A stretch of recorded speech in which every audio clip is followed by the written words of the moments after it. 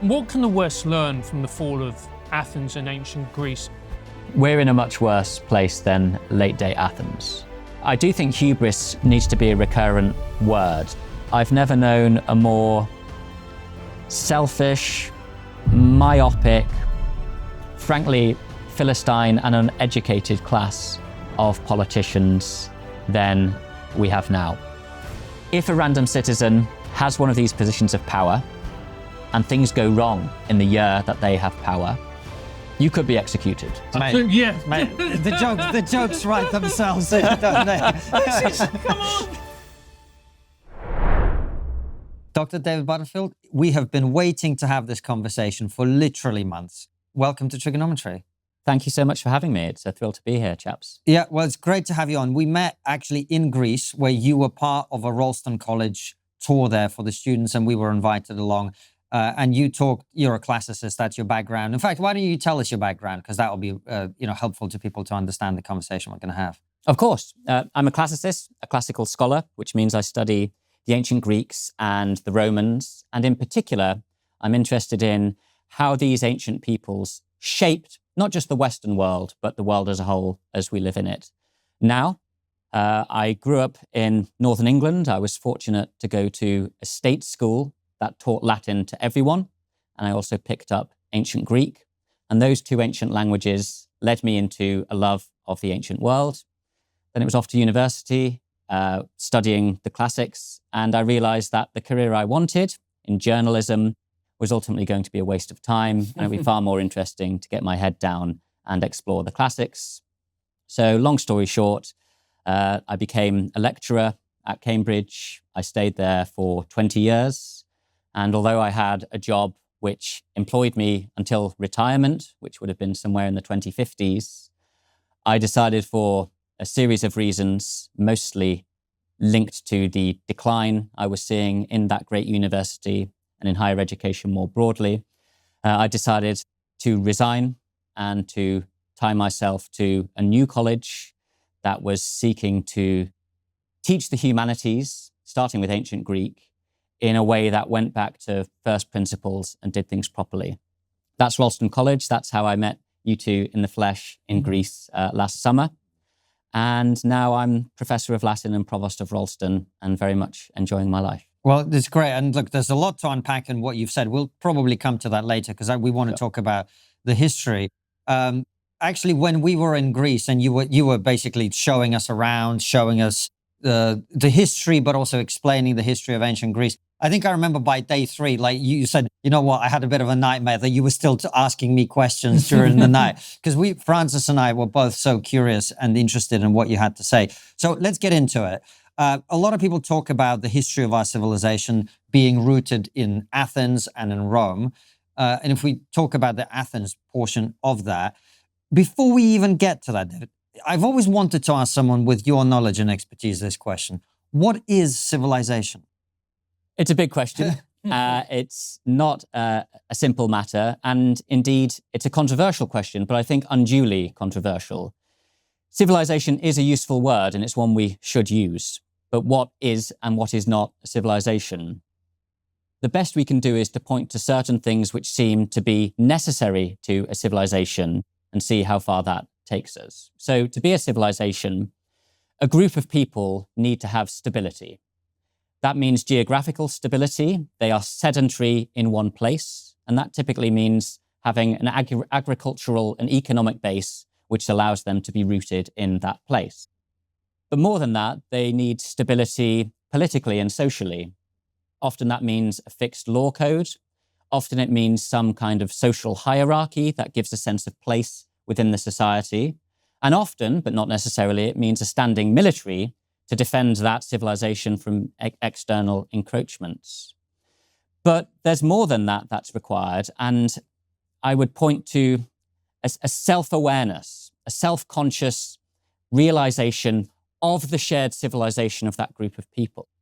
And what that means in practice is the desire somehow to memorialize and to monumentalize what that civilization stands for. And what that means in practice is a desire to somehow communicate across time and space. The civilization may want to make monuments for the gods, transcendent beyond our human world, or more likely, they may want to leave monuments for their future selves. So I personally would say that writing, or something akin to writing, is a necessary technology that a civilization must have. Why? Because if you're not able to express your thoughts, ideas, and achievements in language through writing, all you can do is preserve an oral tradition. So although it's not often seen as a technology, it should be seen as one. Writing is a necessary part. That sort of mixture and having the stability to last for, let's say, centuries at a minimum, seems to me to lead us towards a rough definition of a civilization. As for Western civilization, that's even more contested a claim. It is a phrase that I use, but it's not the most apt way of describing what I think we mean. I much prefer the term Western tradition. The reason is twofold. Civilization as a word, like any word that ends in shun, T-I-O-N, all such words are processes in origin. They come from Latin words which are about a process. So even a word like nation, which sounds like a static thing, actually in origin means birth, coming into being.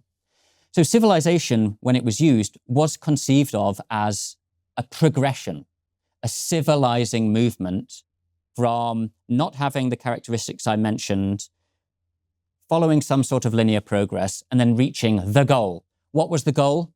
When the term was used, it was mostly something looking like Western democratic society. But I, perhaps you too, I'm extremely pessimistic about the notion of linear progress, about the fact that there's a clear telos or endpoint in our society. So I think that's the wrong way of conceiving of what a civilization is. We're not necessarily heading somewhere better tomorrow. Tradition's better because, as another word ending in shun, it's about the act of handing on. Latin tradere, traditio, is the handing over.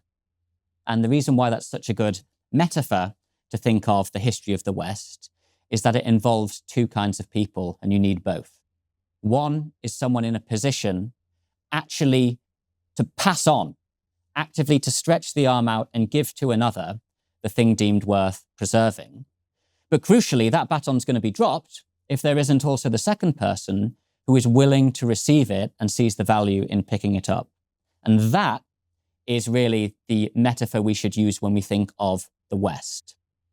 If you read modern books, modern op-eds criticizing the term Western civilization, generally the arguments adduced are a series of childish and really not very logically powerful counterclaims. So someone will say, well, how can it be the West?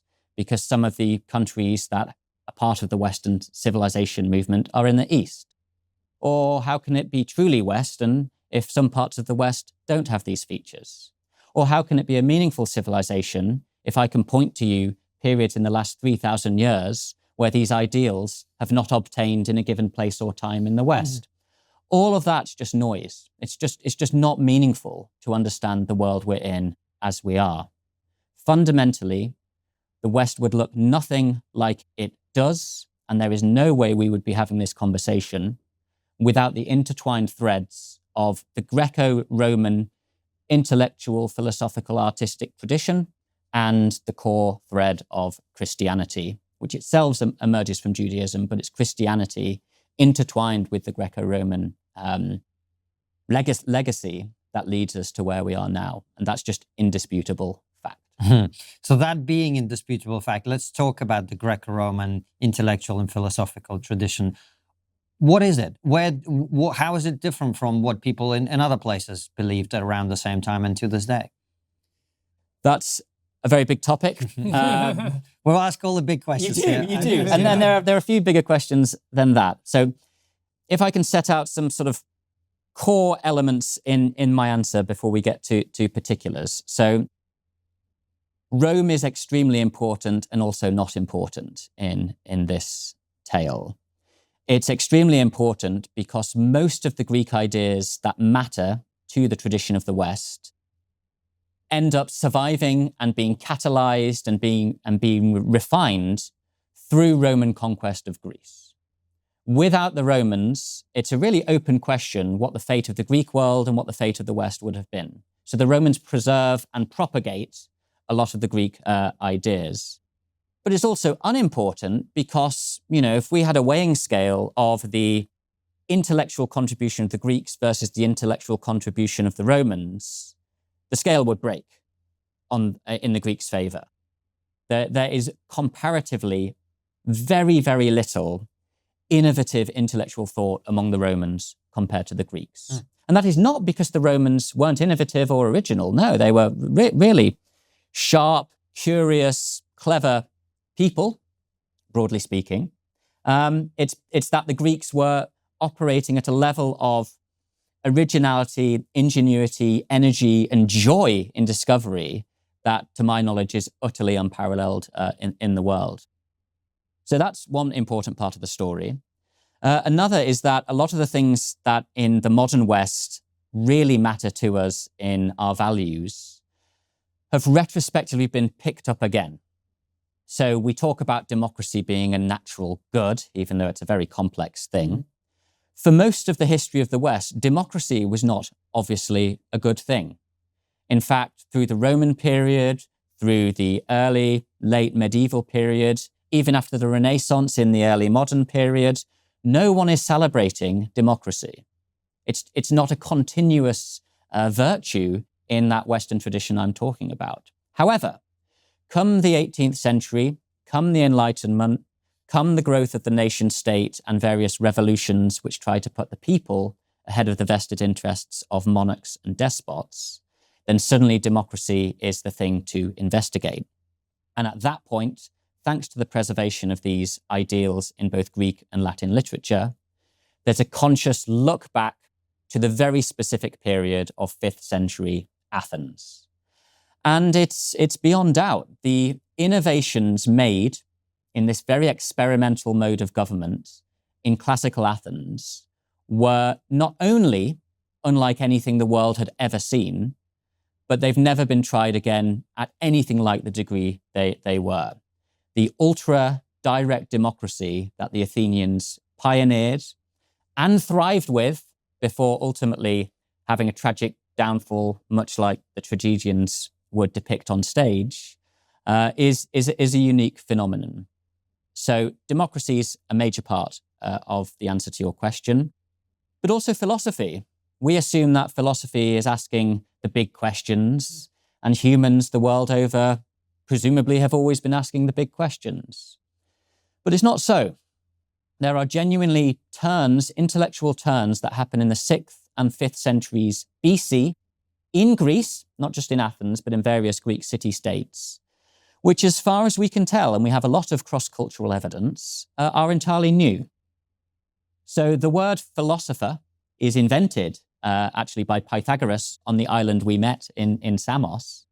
But a few generations before him, in a place called Miletus, which is just across the water now in Western Turkey, someone called Thales starts to ask questions which break from the tradition of seeing the world around us as divinely controlled and ultimately intertwined with myth. He starts to ask what we would now call scientific questions, cosmological questions, questions about physics and biology. And he is able to use inherited mathematics and astronomical knowledge to predict a solar eclipse in 585. And that day is regarded by some as the day science began. Not because a calculation could be made of that kind, but because the very fact an eclipse could be predicted show that there were rational principles underpinning these amazing cosmic events, which hitherto had been seen as divine. And within 100 years of Thales, 10 very individual philosophers emerge around the Greek-speaking world, each tackling problems not just of cosmology, but of how we know things, epistemology, of what existence is, ontology, and when it comes to 5th century Athens, questions about how we should live, ethics. And that's when we get to Socrates and his legacy.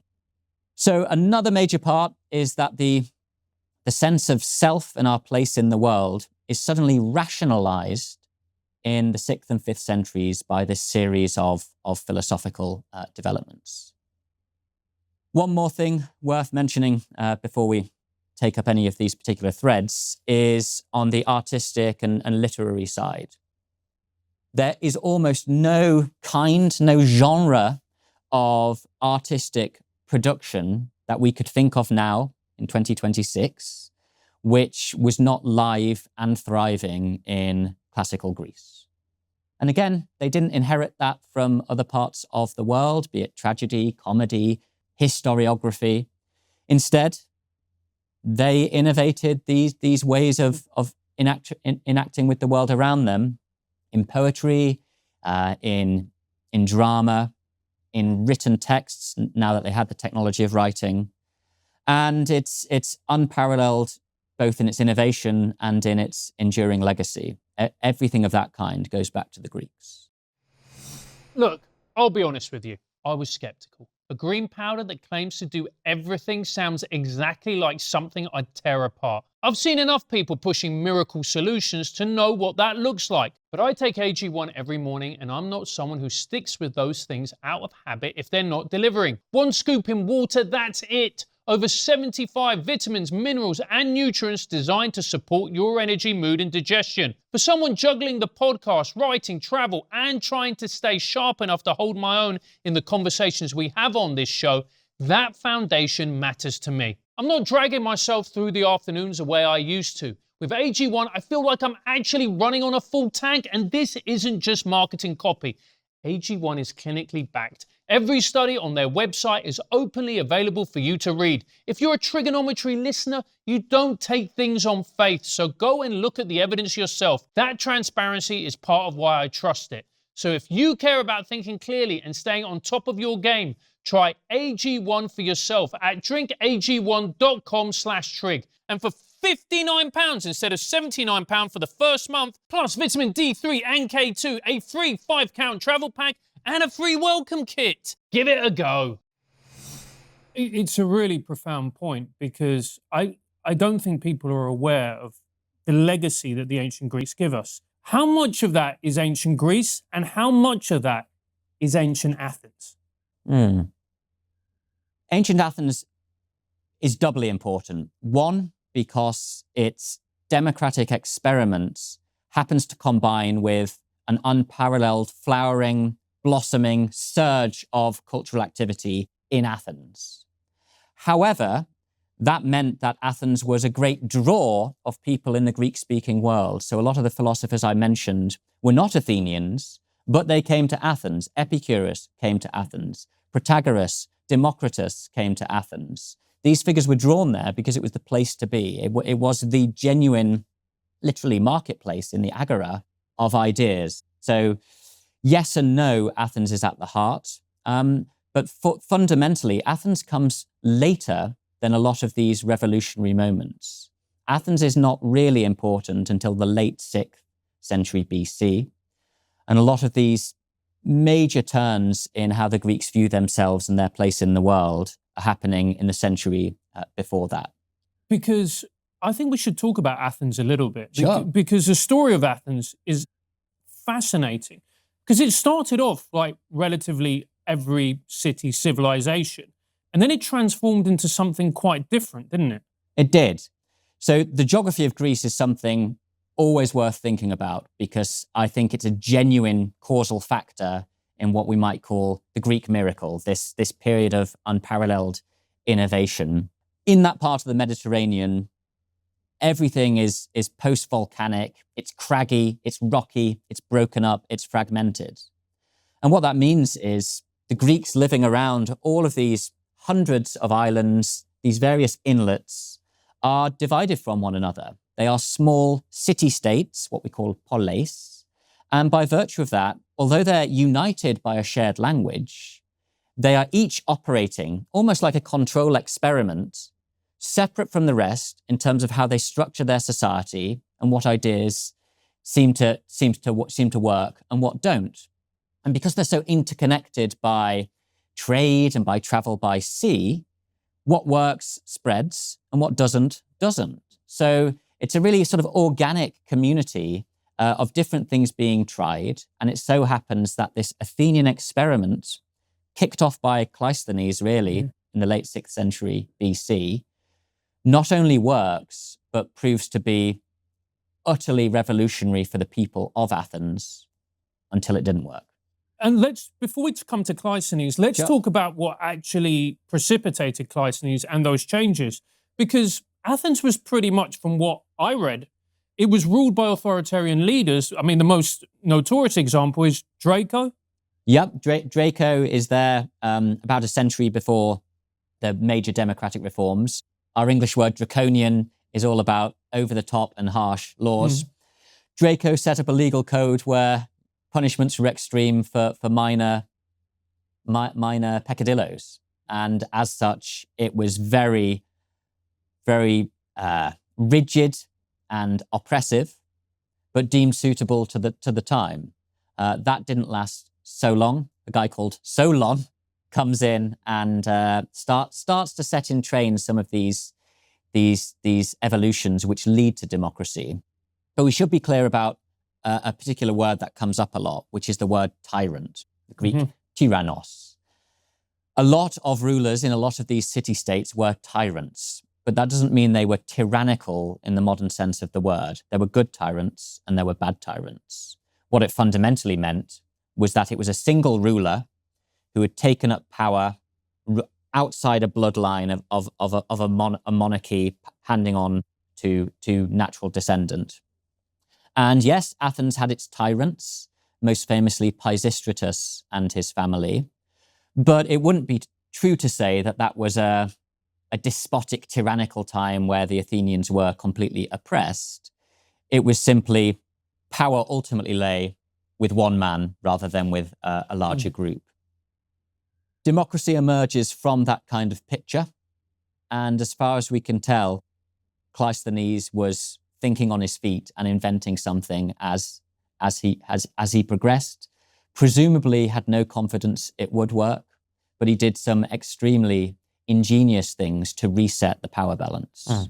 And since we're talking about democracy, one of the things I found really interesting was the word's the same, but the way they practiced democracy was not exactly the same as we do today. Can you talk about what the roots of democracy, what it looked like on the ground, etc.? Of course.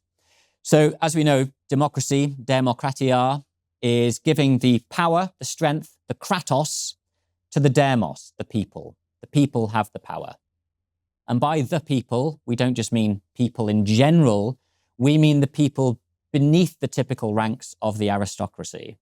So it's not an oligarchy, it's not a meritocracy, it's actually allowing all people to have power. Big caveat here, which is a big one, but actually it's not an interesting one, and I can explain why. The big caveat is when we say the people have power, we mean citizens in Athens. That means males over the age of 20 who've done their 2 years military service, and people who have Athenian parents, initially just fathers, but then father and mother's citizenship was restricted. And therefore it doesn't mean children, doesn't mean slaves. It doesn't mean visiting foreigners. So when we talk about the people in classical Athens, we mean all of the males over 20 who are full Athenian citizens. However, not allowing slaves, not allowing women, not allowing children to have political power is the norm cross-culturally in almost all of the world, in all of world history. So well, it is 6th century BC. They weren't as woke as we might want them to. Yeah. Exactly. The Greek for woke is not known as yet. So within that scale, which is maybe 20, 30, 40,000 Athenian citizens, power was not only made available to citizens, but they were compelled to be part of it. So just to go back to Cleisthenes, who, if you're interested, is 508, 507. That's when this suddenly happens. He realizes that although Athens is a city, it's surrounded by lots of villages which are part of broader Athens. And these people have very different interests in the world. Some live on the coast and they're interested in maritime affairs. Some are landholders who live in the countryside, and some are urban traders. And he treats those three categories as separate blocks. Before that period, there had been 4 different tribes which Athenians belonged to. But those tribes had their own political, sort of ethnographic links. They were voting blocks, really. They were ghettoized. So out of nowhere, Cleisthenes decides he's going to make up 10 new tribes. The 4 are gone. He's going to make up 10 new tribes. They're going to be named just after Athenian heroes. And each of those tribes is going to have a mixture of coastal, urban, and rural people within it. Random mixture, which means no emerging tribe is tied to any historic power block. It's like you're randomly put in a new team, a new set of football teams are invented, and you're told that you're now a lifelong supporter of this one. So people had to rub shoulders with people who historically might have been their enemies, and people whose interests did not exactly align with their own. So there was a fundamental reset of how Athenians viewed one another and how they voted. But it gets more extreme than that. Any citizen was liable to be part of the workings of government. So the assembly ultimately decided what should be laws, whether people should go to war, and the assembly needed 6,000 people to gather together. If you were in Athens doing your thing as a male citizen, wandering around, talking to Socrates, whatever it may have been, on the day of the assembly, a group starts to approach you with a long rope, and that rope is covered in wet red paint. And the rope comes closer and closer towards you, and it starts to surround you, and you're being corralled to head towards the Pnyx to engage in the assembly and do your duty of democratic voting. If the rope touches you and you have red paint on you, you were trying to flee your democratic duty, and you will be punished. So male citizens were corralled, literally, into the act of pursuing democracy. The really ingenious thing Cleisthenes did was not just to force citizens to be engaged in democracy. It was slowly and by gradation to remove the obstacles for normal citizens to have power. They were twofold. One was wealth. It's all well and good saying we've got to spend our day voting on the future of Athens. But if that means you can't do your actual job where you're earning money to feed your family, well, it's not very attractive. And in fact, you need some leisure to be democratically active. Well, over the course of the 5th century, various reformers introduced pay, first to those who attend the Council of 500, then to those who do jury duty, and then finally to people who attend the assembly. You get a good day's pay by the end of the 5th century for doing your democratic duty. So that breaks the aristocratic stronghold over democracy. Anyone, regardless of their means, could spend their days as a democratic citizen. The second, and this is really shocking, was to remove elections. You would think that asking the people their democratic will as to who would be best placed to decide what we should do is a good system. You could look at the merit of what people have done. You could judge on that basis. You could choose people who are known to you for their skill set and elect them. The problem that Cleisthenes wanted to combat was that money would corrupt elections. People would campaign, they would bribe, and people who really wanted the office and had the pockets to pay for it would get it. So what do you do if you want to get rid of elections? You go for random lot. Your name will be picked out of the hat, and that may mean you end up on the council. You may say, okay, there's 500 people on the council. I can probably keep my head down. No. The 500 people on the council, over the 10 months of the Athenian year, each group of 50 from each of the 10 tribes, for 1 month, have to live together in a special building, and they're in charge. Worse than that, each day, a random name of those 50 is chosen, and whoever's name is chosen is the epistates, and that guy is running the whole show. If war is declared, that guy has the responsibility. If suddenly some ambassador comes this guy, who ultimately is a random citizen, has to play host and to handle scenarios, has to handle what happens in the assembly. So there is no keeping of your head down in a world of random sortition, that is selection by lots. So democracy is not just inclusive of all male citizens, it actively requires engagement, but delegates power to anyone who's prepared to step forward. The only caveat to this, which makes it only a slightly mad system, is that there were two areas where elections were kept. For military generals, 10 were elected and they could be re-elected. And for those accounting roles that involved dealing with big budgets, they were also elected. Generally, they wanted wealthy people to have those positions so that they didn't embezzle money, or if they did embezzle money, they had the wealth to pay it back. Final thing to say, if a random citizen has one of these positions of power and things go wrong in the year that they have power, you could be executed. The assembly could decide that you so egregiously failed in your political duty that death is the best response. And that happened. Mate, Yeah. mate, the jokes write themselves here, don't they? Come on. You can see what... I mean, these boys knew what they were doing, you know what I'm saying? They did. They did. So yeah, talk about accountability. One other thing, you'll be aware of the word ostracism, which we generally mean these days of someone who's just banished from society. They become a pariah. Actually, this process of ostracism was really elegant and in some way quite merciful in the Greek system, Athenian system in particular. What was it? Well, clearly in this sort of hothouse of democracy we're describing, things do go wrong. Different parties emerge.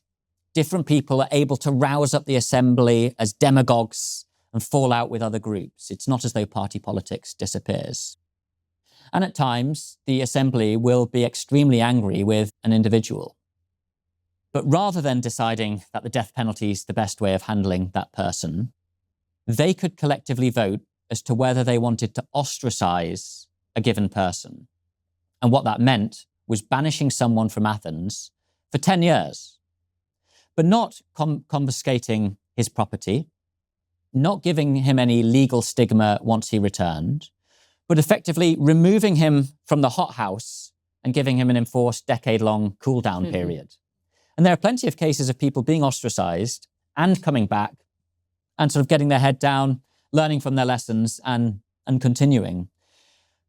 What's particularly nice about it is the assembly couldn't just get angry one day and say, let's ostracize this person. It's a two-stage process. The assembly had to decide whether it wanted to do an ostracism, and then there was a month or 2 month gap, and you would write a name on a potsherd, an ostracon, which is where we get the name, and that would be voted on anonymously. The votes would be counted, and the top names, whatever they be, would be ostracized. Unfortunately, the system is hackable. All you need is a bit of money, and you pay someone to smash up some shards, write the same name on a lot of ostraca, and then you give it to people and say, could you vote on this? And then you can get someone you want ostracized gone for at least 10 years. We know that happened. We found in Athens places where whole hordes of one name written again and again and again have been found, which were abandoned before being used in the vote. So it's an elegant system, as I say, but like most things politically, open to hacking and abuse.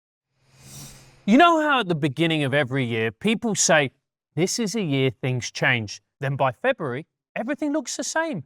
If you've been sitting on a business idea for months or even years, 2026 is your line in the sand. The most common thing that separates people who talk about building something from the people who actually do it is taking the first step. And if you want this to be the year you finally launch, the smartest move you can make is starting your business with Shopify.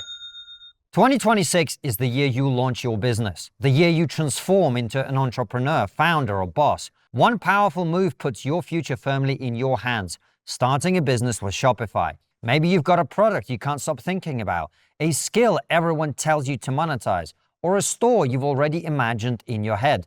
Shopify is how you make that real. Shopify provides everything you need to sell online and in person. Millions of entrepreneurs have already made this leap. From household names to people launching their first ever business, Shopify gives you all the tools to build your dream store easily. You can choose from hundreds of beautiful templates and customize everything to match your brand. Setup is fast thanks to Shopify's built-in AI tools. They write product descriptions and headlines for you and even help you edit your product photos. Marketing is built in too. You can create email and social campaigns that reach customers wherever they scroll. As you grow, Shopify grows with you. Handle more orders, expand into new markets, and manage everything from one simple dashboard. In 2026, stop waiting and start selling with Shopify. Sign up for your £1 a month trial and start selling today at shopify.co.uk/trigger. Go to shopify.co.uk/trigger. That's shopify.co.uk/trigger. But isn't the problem with ostracization, David, that, look, what we talk about on the show a lot are unpleasant truths, because sometimes the truth is unpleasant. And if you have somebody who's brave enough and has integrity and goes, look, we're not addressing the real issue here, in many ways, that's not in everyone's best interest. And if you want this person gone because it's an unpleasant truth, then that is a way of dealing with and silencing free speech. I agree entirely with what you say there, Francis. But it wouldn't be true to say that ostracism was used to get rid of someone who was saying awkward things. In fact, quite the contrary. One of the things that really allowed classical Athens to flourish was its unbelievable commitment to free speech and the free exchange of ideas. So there were two concepts which are at the heart of Athenian society and indeed Athenian politics. One's isegoria and one's paresia. The first is the equality of everyone to speak. Anyone could stand up in that assembly. If they had something to say, they would be heard out and people could act on it or reject it as they saw. Everyone had the right to speak among the male citizens. Then there was paresia, which is the freedom to say whatever you want. And this wasn't, standing on awkward eggshells about this or that particular issue. It was the freedom to be as offensive and as extreme in your criticism of your fellow people as you wished. And on the stage, especially in comedy, we see full-blown paresia. So the kind of people being ostracized were not those saying awkward things or things that were offensive. Instead, they were people whom the Athenian demos felt were on the trajectory that was going to cause Athens problems. So maybe they were gathering power to such a degree that they might attempt a tyrannical coup and overthrow democracy. Or maybe they were showing an allegiance to Persia or to Sparta, which was not in Athens' interest, and they just needed to be out of the system. So please don't get me wrong, ostracism was not used to shut down free speech or cancel people in the way one might think it was. On the contrary, it was political dangers rather than intellectual challenges. Socrates is a classic case in point. Socrates spends his whole life doing nothing more than asking awkward questions of people who should know better. He ended up being killed for that, ultimately. But not ostracized. So it's But not okay. ostracized. Yeah. He stayed in Athens. Well, David, let me try and have a go at the ancient Greeks from a different perspective. I mean, the system you're describing sounds pretty wild, very chaotic. I mean, I remember, I think we discussed this, I remember reading something about a huge battle the Romans fought and finding out, to my shock, that they had a system where generals would alternate on days. So like Tuesday, David's in charge, and Wednesday, Francis is in charge of the same army. Running a whole city like that with this constant alternation, is that really a good recipe for government? No.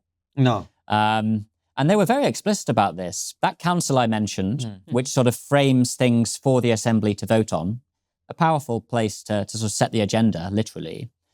You could only serve on that twice in your life. And in all of these randomly chosen by lot positions, you couldn't serve consecutively. So you had your 1 year's term and then you were out. So the continuity was almost nil. There was almost a full change of government with each year. The strength of that was it meant no one could arrogate power or push a particular agenda against the will of the people more broadly. The downside is that people were literally learning on the job every year, and a lot of people simply didn't have the merit, the skill to do the job well. What the consequence of that emerges to be was tragic, which is that those who really did want to make something happen had to do it either behind the scenes in a way which undermined democracy, or they had to do it through their military prowess as a general. You could keep getting re-elected as a general, and that was a place to wield power. So Pericles, probably the most famous statesman of 5th century Athens, he's able to remain dominant because he keeps being re-elected as general. So the tragedy is, because there couldn't be a clear handing over of power in a way that built to something, it meant the democracy was always fragile. And when that big war happened at the end of the 5th century between Athens and Sparta, big Peloponnesian War, which lasted 27 years, twice, Athenian democracy completely pivots, both times to an oligarchy or a tyranny, depending on what term you want. So although it seemed as though it was baked in to the very system and in the bloodstream of Athens to be democratic, its fragility was very real. If the frustrations were high enough, the people would pivot and look for a strong man, a strong group who seemed to have better ideas, and the whole dream could die. Because what is so interesting about the Greek states is that sometimes they're at war with one another, Athens and Sparta, and then sometimes when you have the Persian Empire looking to invade, they became allies. It's really quite bizarre in many ways, because that's not how you saw states within a country behave. No, but it is quite a human response. I mean, where I'm from in Cumbria, you know, two villages are rivals and they might play a derby, but they would very much band together if Lancashire, the county next door, were fighting them, and Cumbria and Lancashire against each other. But Cumbria and Lancashire would band together if it was North versus South. And North and South would be against each other, would band together if it's England against France. So this sort of scaling up of where the enemy is and where allegiances make sense and don't make sense is a dynamic one. So city-states were against one another for the most part. But in the 5th century, after this incredible and unexpected victory over the Persian invasion, Athens starts to form a bigger band of allies, which it ends up running as an empire. But it's prepared to work with its Greek enemies when the external threat becomes real. So could we actually just talk about the Persian War briefly? Please. Yes, let's get into it, because the Greeks and the Athenians, they were the underdogs. Persia had a huge army. They had what many people believe was a superior navy. And there were 3 major battles. And one, which if you don't know anything about ancient Greek history, is a word that we use all the time now, which is marathon. Exactly. So although the Greeks are doing their things around the Greek-speaking world, there is no Greek nation. There's no Greek empire in the late 6th century BC. The Persians are growing and growing and growing. Darius is in charge by the early 5th century BC of not just the largest empire in the world, but the largest empire the world had ever known, perhaps having towards half of the world's population within 2 million square miles. And because various Greek states, including Athens, had come across the Aegean and defended their Greek colonies when Persia tried to take them, Persia decided that mainland Greece, and Athens in particular, needed punishing. So Darius drew up an army and a navy of immense size. Persia at the time had northern Greece, had western Turkey, Asia Minor, had North Africa, and almost had surrounded mainland Greece. And both the navy and the army headed down towards Athens. And on paper, on papyrus, it was beyond doubt that this was going to be not just the temporary, but the permanent crushing of Greece. Sparta, down in the Peloponnese, got wind of this and wanted to help, but factually, they arrived too late. And so in 490, at the Battle of Marathon, it's just the Athenians in their full armor as hoplites with a band from the town of Plataea. And incredibly, that force was able to defend and defeat a huge part of the Greek army. The figures we're given... The Persian army. Sorry, the Persian army, of course. The figures we're given are astounding. 6,000 to 7,000 Persians killed, 192 Greeks. And it was so shocking to the Persian force that they effectively left to lick their wounds. Meanwhile, Egypt revolts against Persia, Darius dies, and it falls to his son Xerxes to approach unfinished business. And that's where, exactly right, Francis, we get to 480 and the attack is renewed. In 480, it's primarily a sea battle at Salamis, but the context of that is again stunning. J.S. Mill, by the way, the great 19th century philosopher and statesman, he says the Battle of Marathon and the Persian Wars in general are, even in British history, a more important moment than the Battle of Hastings. The reason being, it is not hard to see at all that if the Persians do have victory in 490 or 480, Greece is over. And as I said earlier, if Greece is over, Rome looks nothing like the Rome we know, which means the Western world looks nothing like we could identify as Western. Be a different world entirely. So there we are. King Xerxes is sitting on a mountain overlooking the strait next to the island of Salamis. Athens has been ruined. The Parthenon has been destroyed. The temple of Athena pulled to the ground. It's occupied by the men of Mardonius, the general of Xerxes. Women, children, the old, the young, have fled to Salamis. And it all comes down to this naval battle. Between 490 and 480, a miracle happened for the Athenians. And that was the discovery, quite by chance, east of Athens, of an extremely rich seam of silver. It's a bit like Norway discovering oil. There's this sudden windfall of massive amounts of money. And there's a debate among the Athenians in the 480s. What do we do with this sudden windfall of immense wealth? The majority of people said, let's just all take a dividend, we'll all have a piece of the pie and, job's a good one. But Themistocles, a general, had a longer perspective and he knew that the Persians were not going to stay away for good. And he said, no, let's actually do something we've never really tried to do, which is to build a good navy.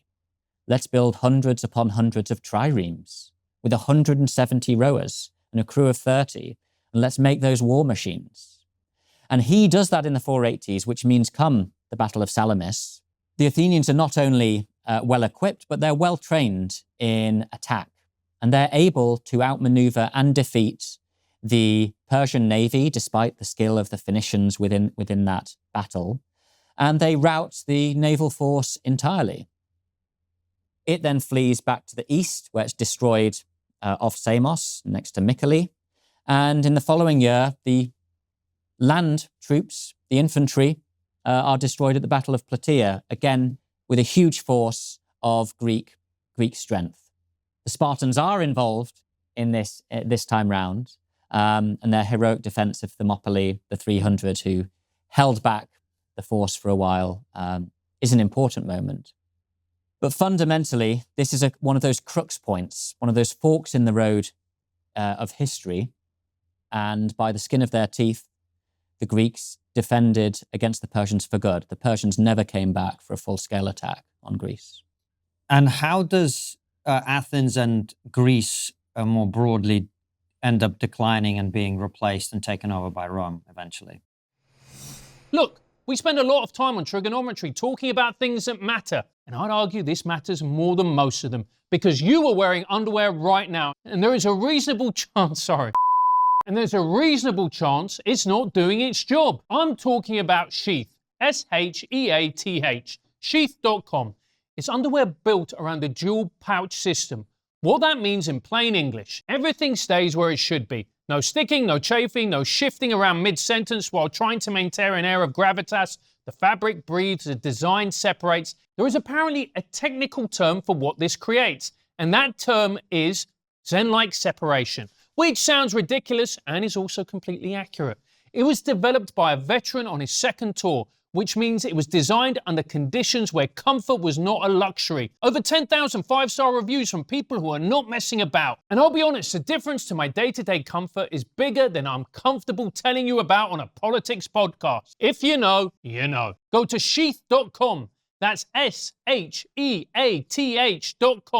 Use code TRIGGERnometry at checkout for 20% off. First pair comes with a full money-back guarantee, so there's no reason not to try them.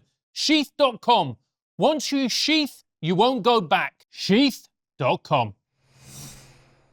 Like the Greek tragic heroes on stage, they become victims of their own hubris, their own overweening pride, their arrogance that they will endure. And that manifests itself quite particularly in an episode in the Peloponnesian War against the Spartans. That war spiraled out all across the Greek-speaking world because Athens and Sparta got into a bit of a standoff where they didn't fight.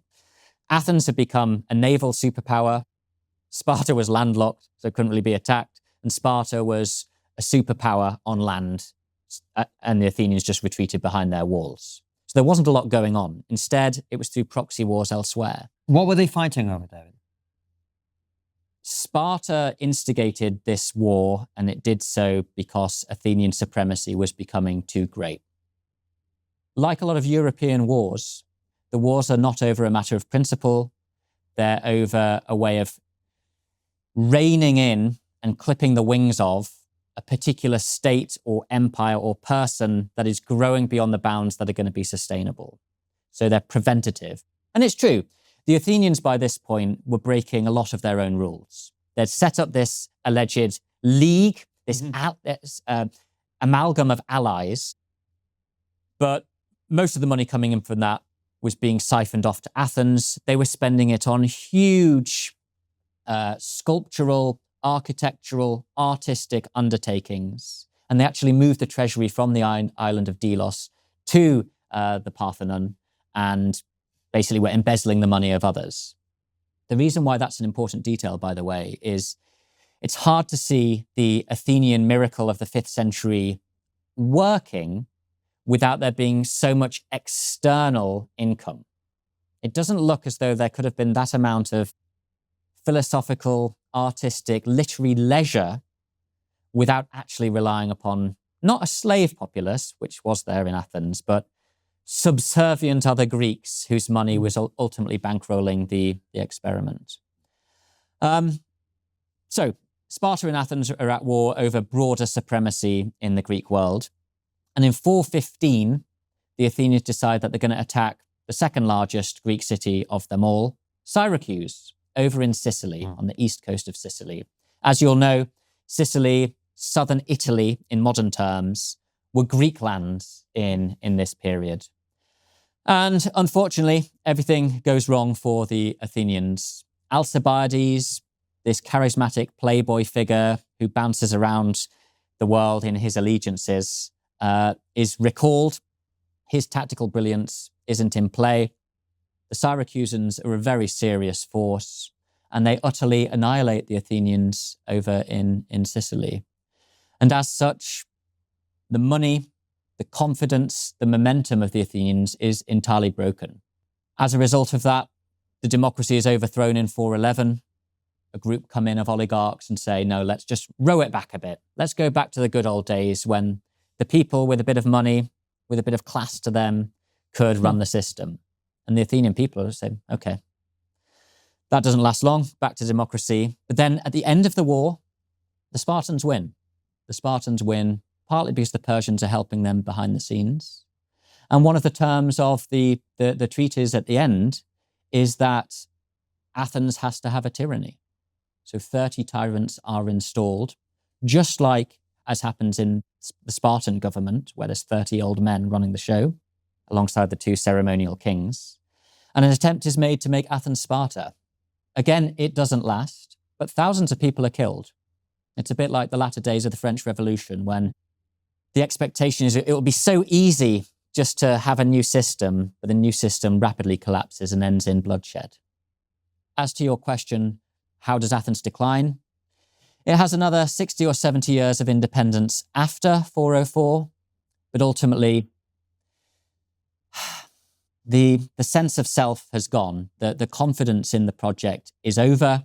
The innovation declines outside the philosophical schools, and with the rise of Philip and then Alexander in Macedon, ultimately Athens is conquered and never rears its head again politically in the history of the world. And what you're talking about actually has resonance with nowadays, because to me it seems that Athens was a victim of its own success.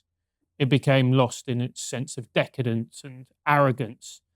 And you look at the Spartans, they were anything but. Now, they may not have been as, technologically advanced or as philosophically sophisticated, but when it comes to the messy business of war, they were streets ahead, weren't they? They were.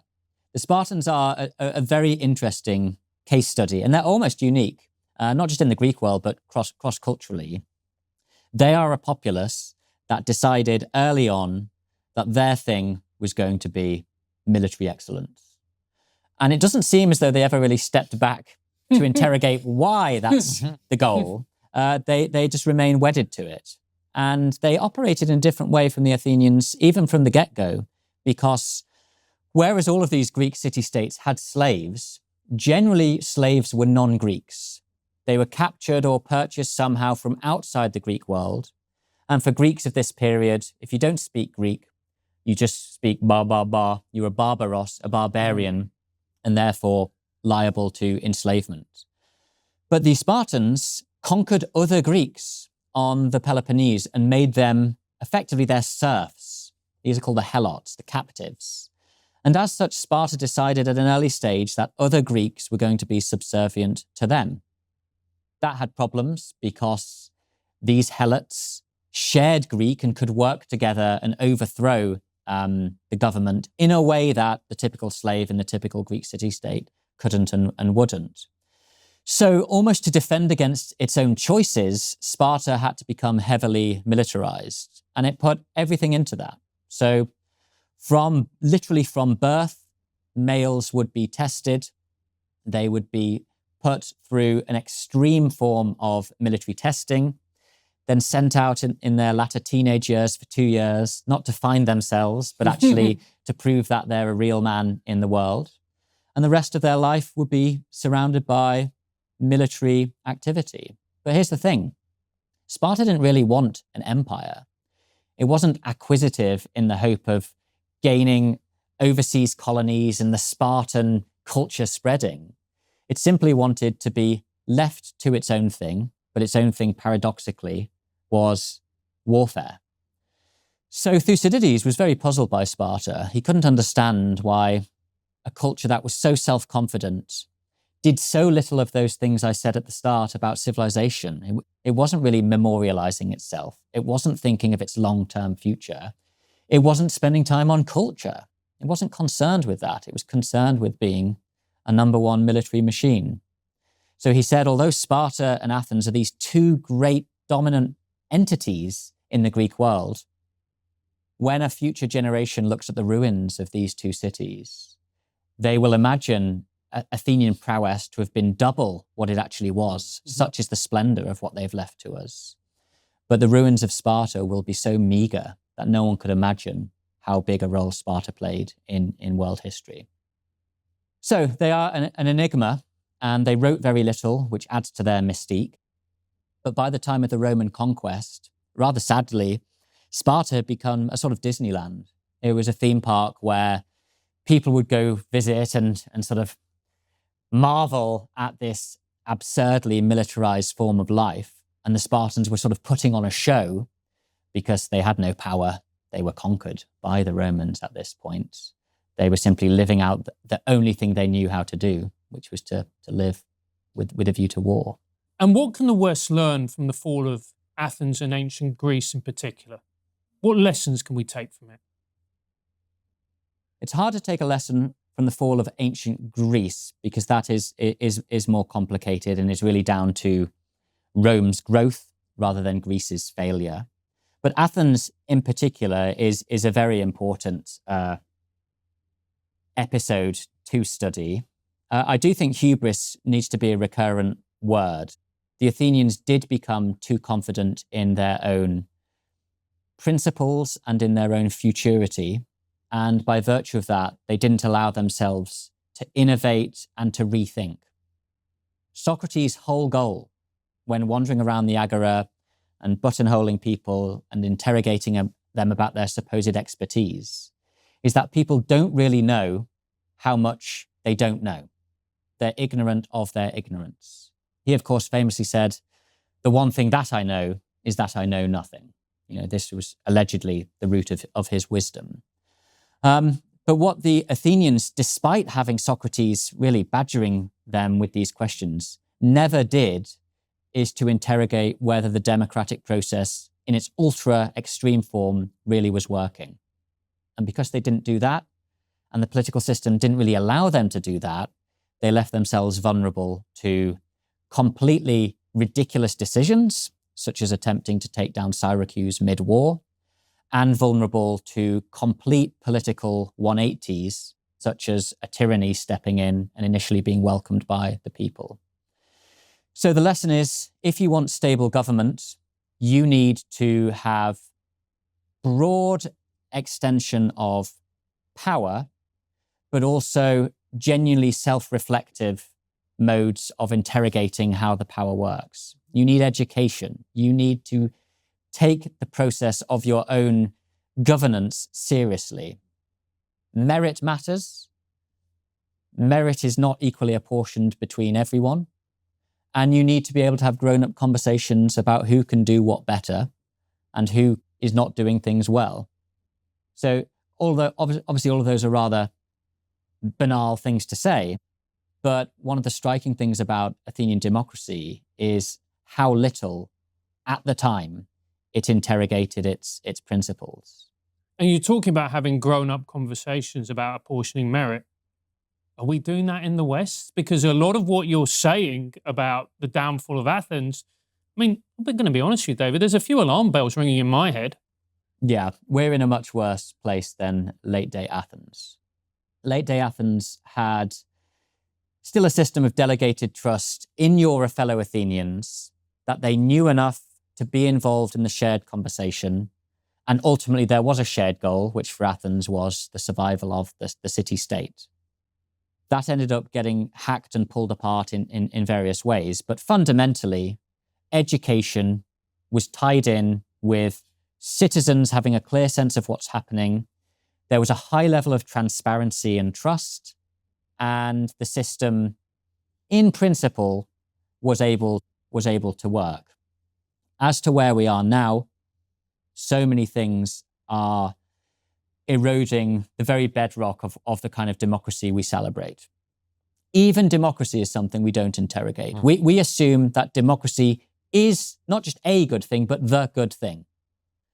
We don't step back and think, well, hang on, if there's some genocidal dictatorship sitting around a table and they have a vote on what the next genocide should be, and the majority wins in that democratic vote, we don't wonder about whether that's good or bad democracy. Democracy only means something if it's tied into the broader aims and goals of the people using it. It's a process, not an unalloyed good in itself.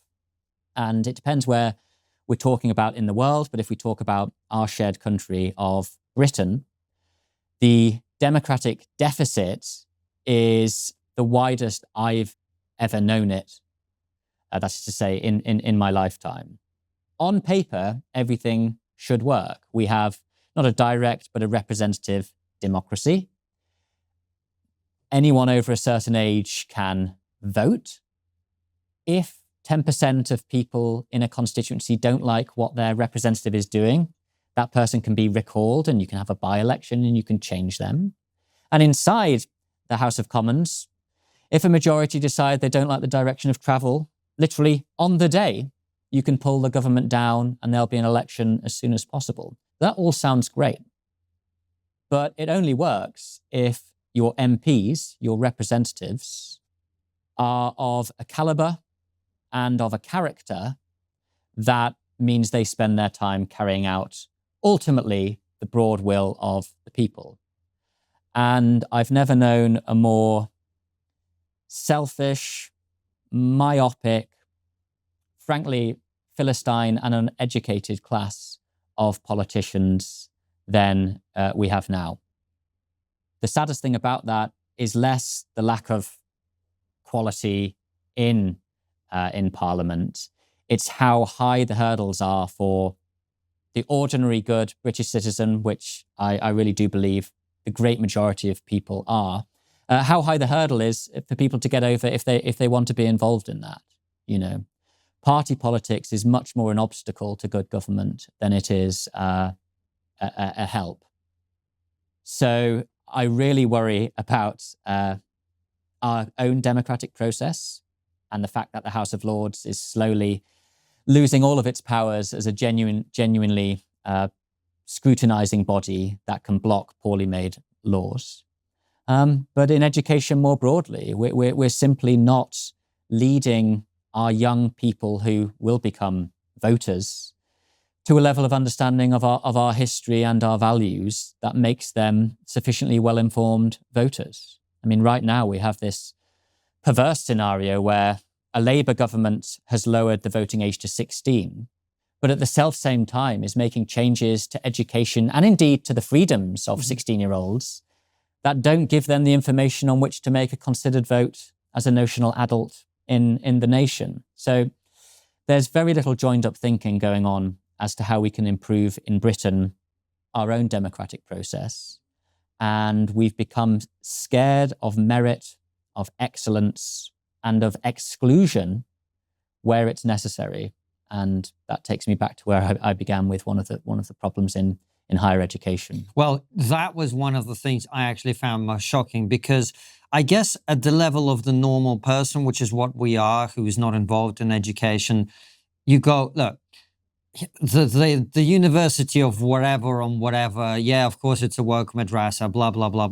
Cambridge, I mean, Oxford, Cambridge, Harvard. And suddenly, when you talk to people who are actually involved in all these great institutions, and Cambridge, Oxford, great institutions. I mean, these are the pillars of British history, of British society. It's given us prime ministers on days on end, etc.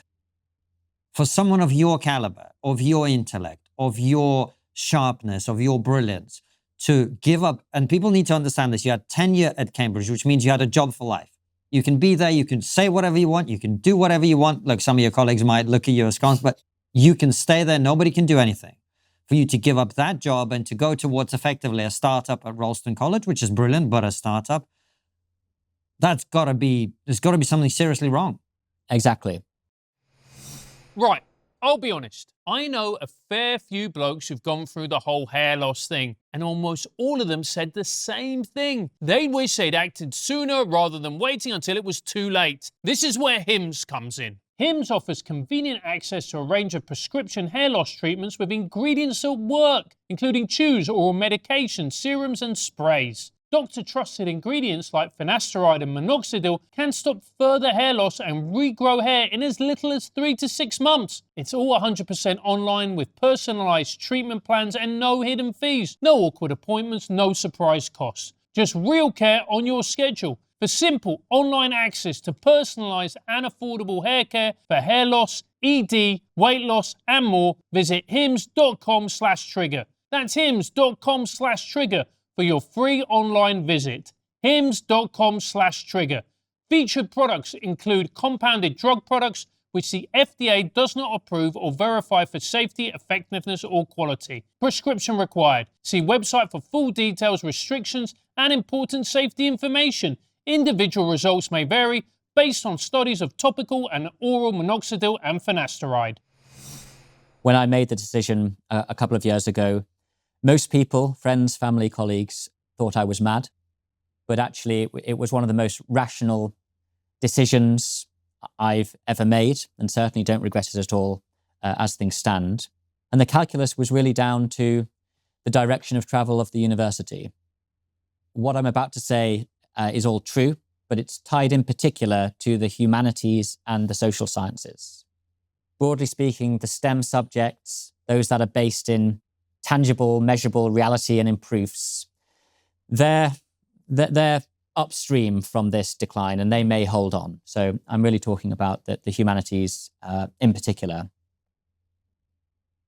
Fundamentally, at Cambridge and indeed at all the other universities I'm aware of in the Western Anglophone world, a rupture has been building and has almost fully manifested itself between the fundamental commitments of what it is to study the humanities, to ask the questions about the human condition, and to range over as widely as possible the products of human civilizations. There's been a rupture between that and the actual exercise of what it is to be an academic in the humanities. That's manifested itself in all sorts of ways. In some cases, the hyper-politicization of what it is to study a different culture. Certain academics feeling that their role in the world is more that of enacting social justice outside the campus rather than pursuing truth within it. There's been a radical rejection, indeed, of the very concept of truth. Many of my colleagues, indeed, probably most people in the humanities, don't believe in an objective truth. They don't believe in a genuine external reality which hard work and scholarship can uncover. And once that rupture has happened, both from why we think the humanities matter and whether we think there's a concrete outcome we can get through that study, decline is not only inevitable, it is rapid. So consider, if we're in a system where how one responds to a particular Greek philosopher does not itself lead to a true and a false response, it therefore follows that there aren't really better and worse answers in that intellectual inquiry. That then follows that the examination system, which literally is meant to grade by degree, that's why we use these terms, doesn't have a sufficient ground to stand on. Which means the very act of going to a university to learn things which can then be tested and you can tell your future employer the degree to which you did well in that exercise, actually no longer is fit for purpose. And this is the main reason that grade inflation has become rampant. The main reason that it's almost impossible to get lower than a 2-1. In the British system, of course, there's a first, then a 2-1. But historically, there was a 2-2, a lower second, then a third, then a pass, and then a fail. All of that category beneath 2-1 has almost entirely been eroded. So long as you've done something, you really will get a 2-1. Why is that happening so quickly? Because there is a complete lack of faith in merit and excellence when it comes to examination.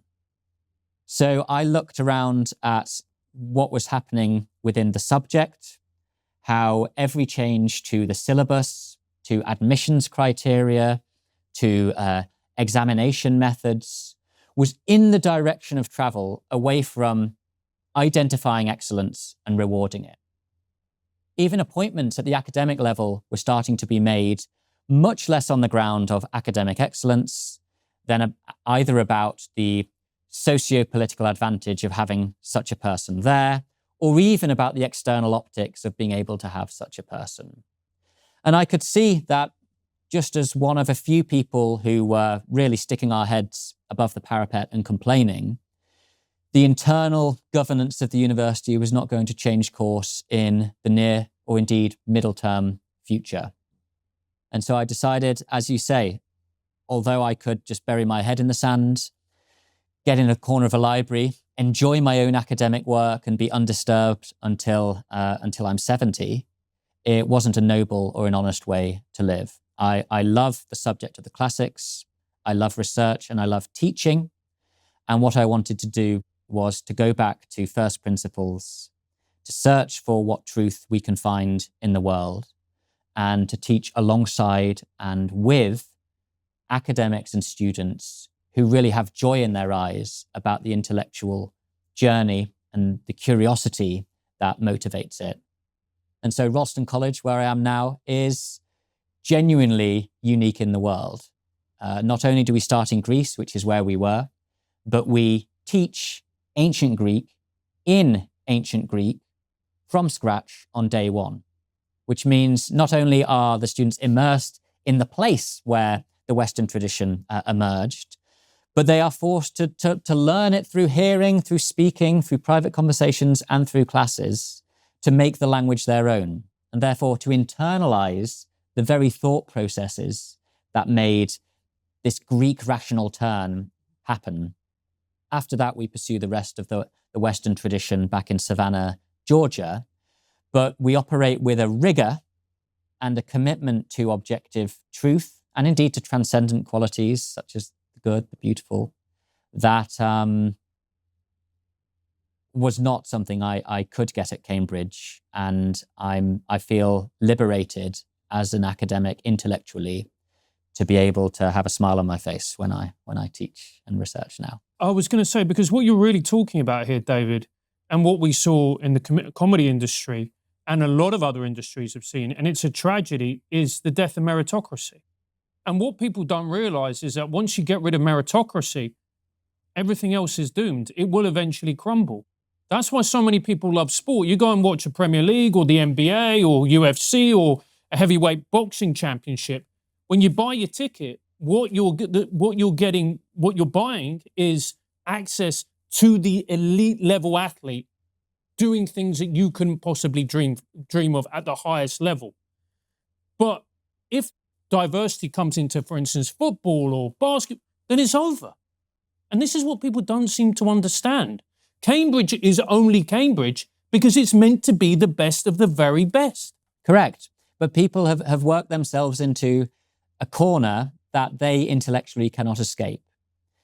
They know on the one hand that Cambridge has existed for its academic excellence and that there's merit behind that. But equally, it has to follow from that means it is exclusionary to certain types. Now, in part, that is worth interrogating because our school system really is not what it's meant to be, and certain schools will educate to a much better level than others. That holistically needs looking at because we're all fair-minded and we all believe that potential should get as far as it's able to. However, the very idea of Cambridge being elite and selective, these are the same words, elite and select are the same word, is deemed problematic because it's therefore not for everyone. And some sort of political, almost virus in their worldview has forced them into a conclusion which is actually destructive of the job they hold. They cannot allow themselves to believe that some people are not allowed to come to Cambridge because of their lack of intellectual merit.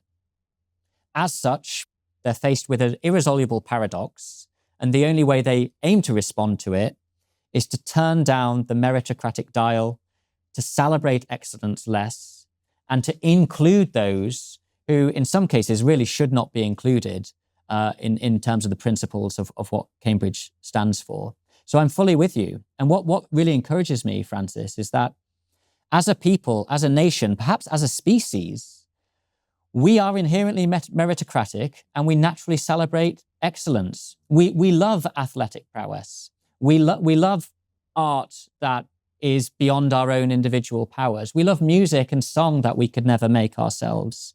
We celebrate excellence.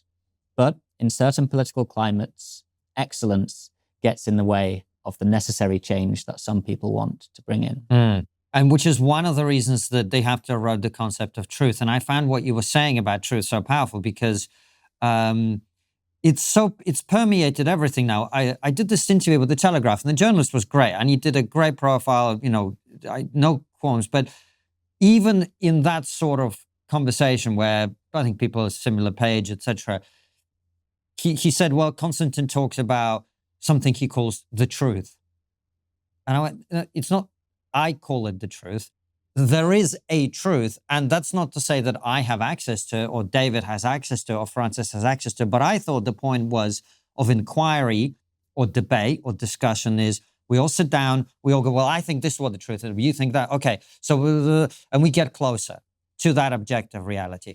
But the moment you say there is no truth, and it's my truth and your truth, then, like you said, the entire foundation of this building is not there, and the building collapses. Exactly. And it's interesting that you put it that way, because that really does bring us back to one of the challenges that 5th century Athens faced.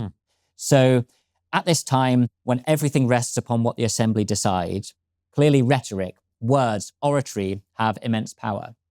And a new kind of intellectual or guru literally turns up in Athens called the Sophist. And the Sophist is built entirely around rhetorical tricks which will make the worse argument sound the better.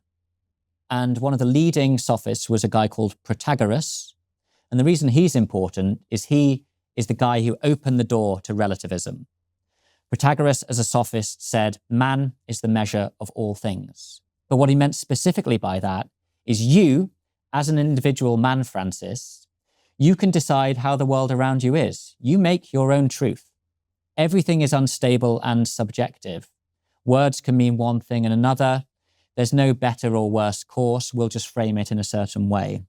And the Sophists were regarded as a toxic presence in Athenian society because they, as you say, took the foundations away from the democratic principles of wanting to do the actually best thing. So I'm with you entirely. As soon as one believes not only that there isn't an objective truth, but with that we each have our own meaningful truths, the whole academic game is over. We may as well all pack up and go home. It's basically then a sort of vanity project, an art installation, us saying what we like about the world around us. What's really shocking, and maybe the viewers don't know how widespread this is that in the humanities and the social sciences, it is a majority view that there is no objective truth. Yeah. Well, I don't know why look, let's not be fake about it. Why are you pulling that face? We know this. You can see it. All the world around you is governed by that principle. You can see it.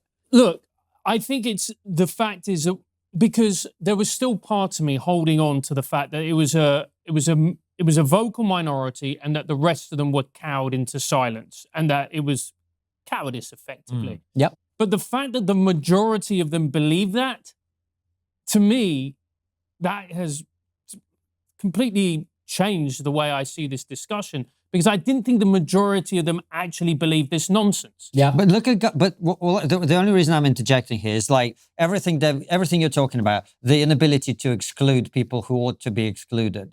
Well, look at our government policy. Look at the borders of Western countries. That is one is a direct consequence of the other, because it's the same phenomenon, right? It's the same thing in government policy. Exactly.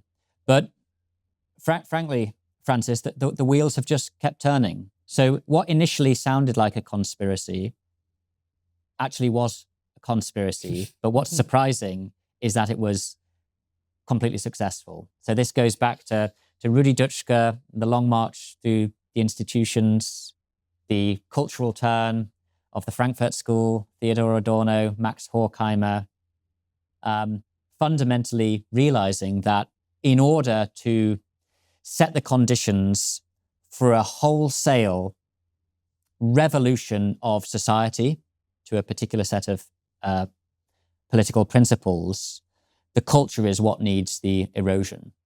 And since the late 60s, a certain particular kind of left-wing academic has not only found access, but actually been much the most successful in terms of propagating their own school and bringing in colleagues.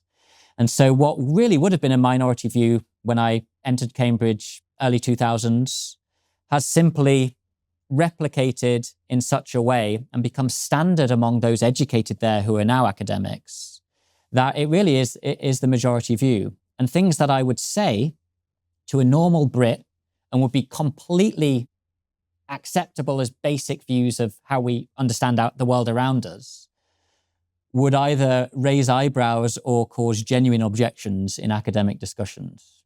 It's that divorced from civic reality in both Britain and America that, you can understand why some people say it just needs a fundamental reset back to day one. And that's why academics have the lowest trust in the history of the academy. I mean, Plato founded the academy back in the 5th century BC, but at no time that I'm aware of have the actual experts been regarded so poorly by the public. That trust has been eroded. Why? Because they have seen academics pursue goals and agendas which are not ultimately part of the project of the pursuance of truth and the celebration of excellence. And we're not learning the lessons from ancient Greece and ancient Athens, which is, you mentioned that word, hubris, and excess of pride, and you're looking at the universities. I mean, if that's not an excess of pride to go on TV and go, you know what, you can turn from a man into a woman, I don't know what is. Yeah, no, it's a collective act of self-harm for universities to have allowed themselves to be political agents, especially for those which are known to be not true. David, it's great to have you on. It's a great honor for us to be able to share your thoughts and your expertise with so many people who watch us and listen to this. Really appreciate you coming on. I'm sure we'll be delighted to have you back. Before we head over to Substack, where our audience get to ask you their questions, what's the one thing we're not talking about that we really should be? Reading. It sounds simple, it sounds basic, it maybe even sounds boring. But I genuinely believe the only way we, as a society, as the Western tradition, as the world, whatever we want to call it, the only way we're going to keep ourselves sane and safe in the coming decades is to bring back reading. Not just because reading, by definition, brings you into a fixed corpus of things that have been deemed worth publishing or printing. It keeps you within the actual canon of what has been judged worth its place in written form. But also because the very act of reading, where you as an individual are communing with a page and allowing the long form argument or narrative of the page to bounce off your brain, there's no external intermediary or interference. That is the safest way that we can ensure that not just the young, but the middle-aged and the old can continue an intellectual process when the rest of the world is trying to destroy it. There's no question in my mind that in the 21st century, the biggest threat to the human condition is not warfare, it's not climate change, it's not disease, it's not some bizarre innovation that we can't think of. It's the knock-on effects of AI. Not what AI can do, but the degree to which it erodes the act of being human for AI to take such a dominant role in our lives. And I think we radically and rapidly need to bring people's attention back to this completely open treasury of shared wisdom in a fixed written form. It can't be changed. And the easiest way to do that is something literally as simple as to find time in your day, pick up a book that interests you, and spend alone time with it. So it's an obvious thing, but we're really not talking about it in a way that takes it seriously. And it's one of the few genuine protections I think we have against the storm that is about to hit.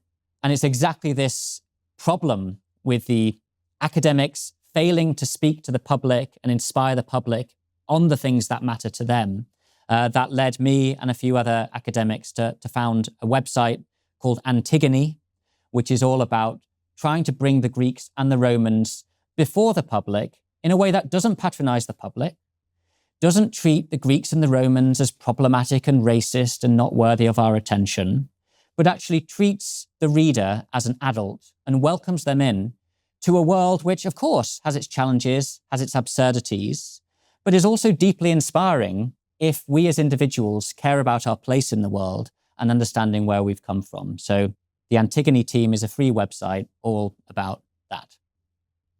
David, what a pleasure. A joy. Make sure to head over to our Substack where we carry on the conversation. Is the West actually a Roman misunderstanding of Greece? Did Rome preserve Greek thought, distort it, or weaponize it?